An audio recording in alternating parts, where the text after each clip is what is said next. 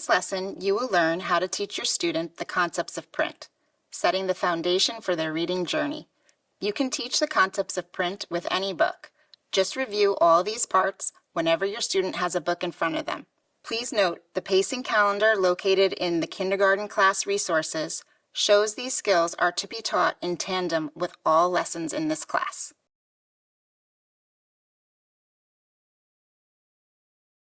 To demonstrate today's lesson, I chose the book 4th of July Mice. The first thing we want to do is talk about the front cover and how the front cover often will give us information about what the book will be about. It has mice, I see some musical instruments, a flag, some fireworks. This makes me think that this book might be about some sort of celebration, maybe July 4th, since it's called 4th of July Mice. Let's turn over to the back cover, because the back cover also can give us some information about what the book will be about. I see another mouse, a flag, and more fireworks. I definitely think this book will be about some sort of celebration. When you look at the front cover, you will often find the author's name. The author is the person who writes the books. This author is Bethany Roberts. The person who draws the pictures is called the illustrator. Their name is found on the front cover as well. This book is illustrated by Doug Cushman. Now we open the book and we see the title page. The title page has the title of the book once more, the author and the illustrator's name again. Some books have a dedication page. A dedication page is when the author chose to dedicate the writing of this book to someone that they know. This is the dedication page for this book, but not all books have a dedication page. Now we finally arrive at the first page. Do you know how many words are on a page? If you have a picture book like mine with many lines, you can always cover up the rest of the lines so that your reader can count how many words on the page. Emergent readers will often make a mistake and they start counting letters instead of words. It is important to remind them that words are separated by big white spaces like this, and letters are separated with thin little spaces.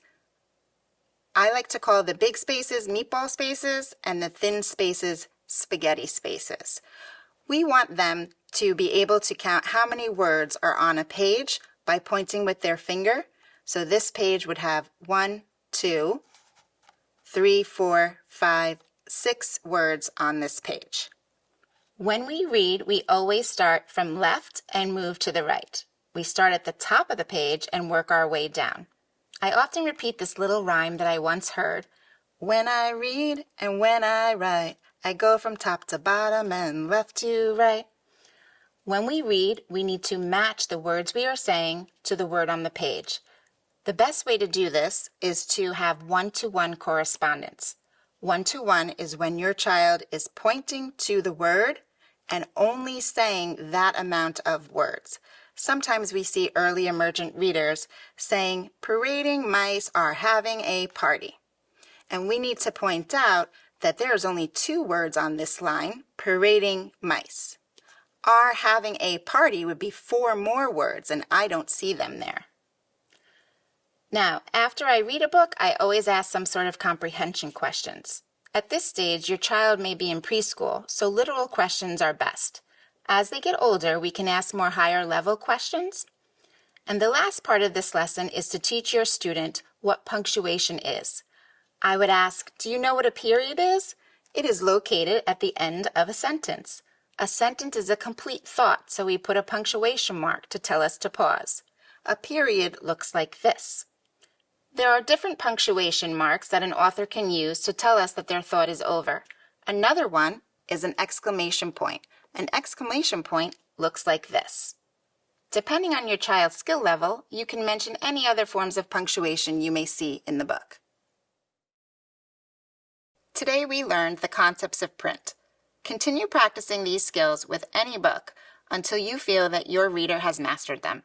Please note that these skills should be taught in tandem with all skills covered in this kindergarten class.